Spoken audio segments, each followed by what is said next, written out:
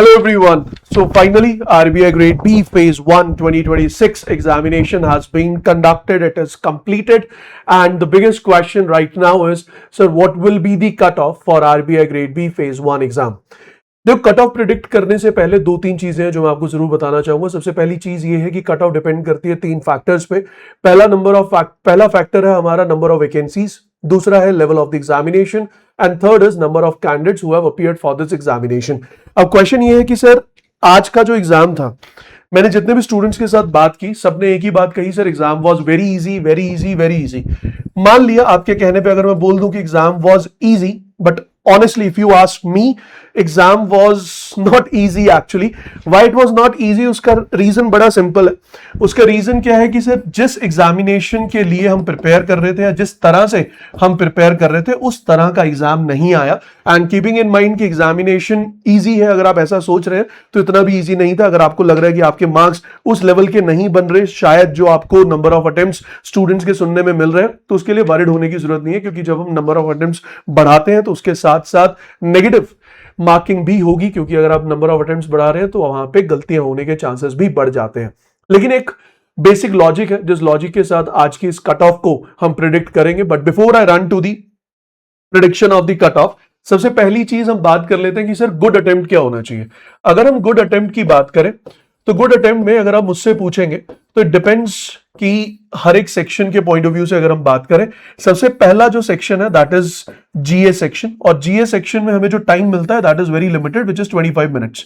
इसको दिमाग में रखते हुए ये सेक्शन अपने आप में मुश्किल सेक्शन बन जाता है, क्योंकि 80 क्वेश्चंस आपको अटेम्प्ट करने हैं इन 25 मिनट्स। लेकिन इस बार जो चेंज हुआ वो चेंज ये हुआ कि सर जितने भी क्वेश्चंस थे, या फिर मैं ये कहूं कि जो मेजॉरिटी क्वेश्चंस थे वो क्वेश्चंस वन लाइनर थे। वन लाइनर क्वेश्चन होने की वजह से एटलीस्ट इस बार हर एक कैंडिडेट ने 80 के 80 क्वेश्चंस को रीड जरूर किया होगा। अगर आपने हर एक क्वेश्चन को पढ़ा तो उसे अटेम्प्ट करने की कैपेबिलिटी बढ़ जाती है। और उसी को दिमाग में रखते हुए if you ask me then I would say जो एक अच्छा अटेम्प्ट है in general awareness that should be around 35 to 40 या 35 टू 45 के बीच में अगर आप हैं, अगर मैं कहूं तो उस केस में आई वुड सजेस्ट कि हाँ ये एक ऐसा काउंट है, ये एक ऐसा अटेम्प्ट है जिसको हम अच्छा अटेम्प्ट मान सकते हैं। इसमें कोई प्रॉब्लम नहीं है, इसमें कोई दिक्कत नहीं है।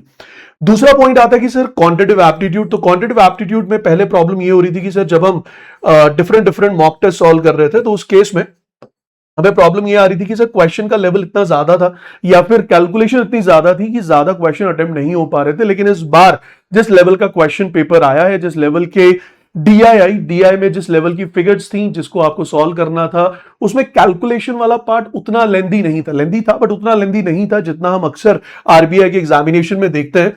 तो उसको दिमाग में रखते हुए अगर आप मुझसे पूछेंगे तो मैं कहूंगा कि आपका जो नंबर ऑफ अटेम्प्ट होने चाहिए that should be in a range of 12 to 17। यानी कि अगर आपके 15 के अराउंड अटेम्प्ट है, यहां पे अगर आपका 40 के अराउंड अटेम्प्ट है, that means you have done pretty well.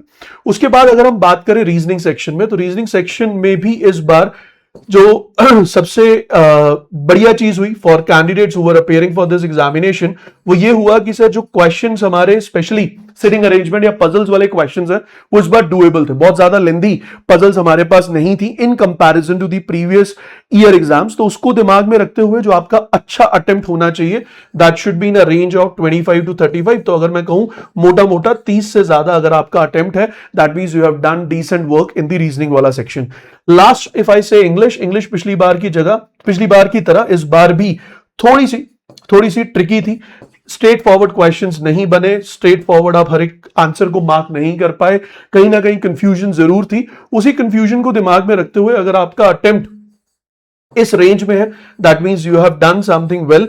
तो यहां पे भी मेरा जो एक्सपेक्टेशन आपका रहेगा इन टर्म्स ऑफ गुड अटेम्प्ट वो ये रहेगा। अगर मैं इस पूरे नंबर ऑफ अटेम्प्ट्स को कैलकुलेट करूं, ऐड करूं, तो अच्छा अटेम्प्ट क्या माना जाएगा। अगर आप यहां पे ध्यान से देखें तो 55 प्लस 50 दैट इज 105 प्लस। अगर आपका 105 से ज्यादा अटेम्प्ट है that means you have done pretty good in the examination, और यहां पे आपके एग्जाम को क्लियर करने के चांसेस बढ़ जाते हैं। अब कैसे बढ़ जाते हैं उसके लिए भी मेरे पास आंसर है depending upon the previous year exam. Previous year का जो एग्जाम था और इस बार का जो एग्जाम था they were on the same lines. और ये बहुत कम बार होता है कि जो लास्ट ईयर एग्जाम पूछा जाए उसी ग्राउंड्स पे आरबीआई अगली बार भी एग्जाम पूछे। और अगर आरबीआई ने ऐसा बनाया तो जो कैंडिडेट्स प्रिपेयर कर रहे थे specifically for RBI, they have prepare really very well for the general awareness section. मैं मानता हूं कि स्टैटिक जीके के बहुत सारे ऐसे क्वेश्चंस थे जो हम नहीं एक्सपेक्ट कर रहे थे या फिर पूछे गए तो हम आंसर नहीं कर पाए होंगे। It's okay, I am not saying that you have to score 80 out of 80, but हाँ, आई वुड से कि अच्छा चंक ऑफ क्वेश्चन था जो आप अटेम्प्ट कर सकते थे। फॉर एग्जांपल यूपीआई लाइट पे क्वेश्चन आया, या फिर आरटीजीएस की लिमिट पे क्वेश्चन आया, आईएमपीएस के ऊपर क्वेश्चन आया। ये कुछ ऐसे बेसिक क्वेश्चंस हैं फाइनेंस के जो मुझे लगता है कि जिस दिन हम आरबीआई ग्रेड बी की प्रिपरेशन स्टार्ट करते हैं तो ये कुछ ऐसे एरियाज हैं जो हम डे वन सीखते हैं for each and every topic.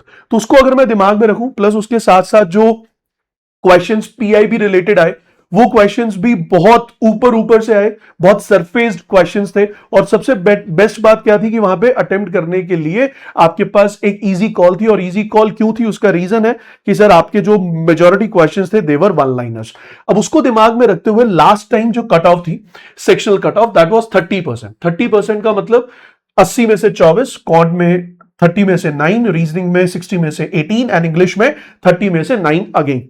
अब इस बार की जो सेक्शनल कट ऑफ है उसकी हालत क्या होने वाली है, उसमें क्या चेंजेस हो सकते हैं, अगर हम उसके कॉन्टेक्स्ट में बात करें तो इस बार जो आपका सेक्शनल कट ऑफ है, पिछली बार वो हाईएस्ट था 30%, वो हाईएस्ट है, अभी तक का हाईएस्ट है 30%, लेकिन इस बार उस कट ऑफ के और ऊपर जाने के चांसेस हैं। इस बार उस कट ऑफ के और ऊपर जाने के चांसेस हैं। और अगर मैं इसी को दिमाग में रखूं तो कहीं ना कहीं हम ये एक्सपेक्ट कर सकते हैं कि जो हमारी सेक्शनल कट ऑफ है दैट शुड बी अबव 30%। अगर 30% से ऊपर जाती है तो क्लोजेस्ट जहां आरबीआई रुक सकता है दैट विल बी 35%। और अगर आरबीआई 35% पे रुकता है, अगर आरबीआई 35% पे रुकता है, अगर मैं उस हिसाब से कैलकुलेशंस करूं तो 80 में से कितने मार्क्स होने चाहिए सर? 24 तो हो गया, 30%, 5% माने 4 और ऐड कर लो तो यहां पे कितना बना? 28।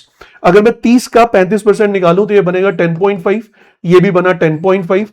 और अगर मैं 60 में से 35% कैलकुलेट करूं तो 18 सीधा हो गया, 3 और आ गया 5% का, तो ये बन गया 21। अब ये तो होनी चाहिए इस बार की सेक्शनल कट ऑफ। अगर सेक्शनल कट ऑफ हम मान के चले तो 35% जाने के पूरे चांसेस हैं। अब इसमें क्वेश्चन है कि सर क्यों चांसेस हैं? उसके दो फैक्टर्स हैं। पहला फैक्टर है कि सर इस बार का एग्जामिनेशन इजी भी था और लास्ट ईयर वाले ग्राउंड्स पे था, ऑन द सेम ग्राउंड्स। तो स्टूडेंट्स को पता था कि एग्जाम कैसा आएगा या कैसा हम एक्सपेक्ट कर सकते हैं। हमने भी जनरल अवेयरनेस के लिए आपको बहुत बार बोला था कि जनरल अवेयरनेस मिस मत करना किसी भी हालत में, भले आप बाकी चीजें मिस कर दो तो भी चलेगा। दूसरा पॉइंट जो था that is related to number of vacancies. अब यहां पे जो वैकेंसीज हैं उसका काउंट काफी कम है पिछली बार के मुकाबले। अगर मैं कंपेयर करूं तो almost half number of vacancies हैं। और अगर वैकेंसीज आधी हो गई है तो कहीं ना कहीं कट ऑफ के बढ़ने के चांसेस हैं। और कट ऑफ सिर्फ sectional cut off, overall cut off तो बढ़ेगी, लेकिन सेक्शनल कट ऑफ के भी बढ़ने के चांसेस हैं। अब यहां पे एक और कैलकुलेशन है जो मैंने आप लोगों के लिए की है। अगर मैं 2025 की बात करूं तो 2025 में अगर मैं सिर्फ सेक्शनल सम करता हूं, सेक्शनल कट ऑफ को सम करता हूं तो that comes out to be 60। और उस 60 के कंपैरिजन में जो हमारी एक्चुअल कट ऑफ गई दैट वाज 77.5। ऑब्वियसली इसके पीछे कोई लॉजिक नहीं है, लेकिन एक कैलकुलेशन करने की कोशिश की है। सर ये बना 130% के आसपास। और अगर मैं इसको कैलकुलेट करूं फॉर 2024 वो था अराउंड 133-135% के आसपास। उसके पीछे जाता है तो वहां पे सेक्शनल कट ऑफ काफी ज्यादा कम थी, तो वहां कैलकुलेशन बन नहीं पा रही। और इससे पीछे जाने का कंपैरिजन करने का मतलब भी नहीं है क्योंकि काफी सारे डिफरेंसेस थे, बट यहां डिफरेंसेस काफी कम है in terms of level of the examination. और जो दूसरा डिफरेंस है that is related to the vacancies.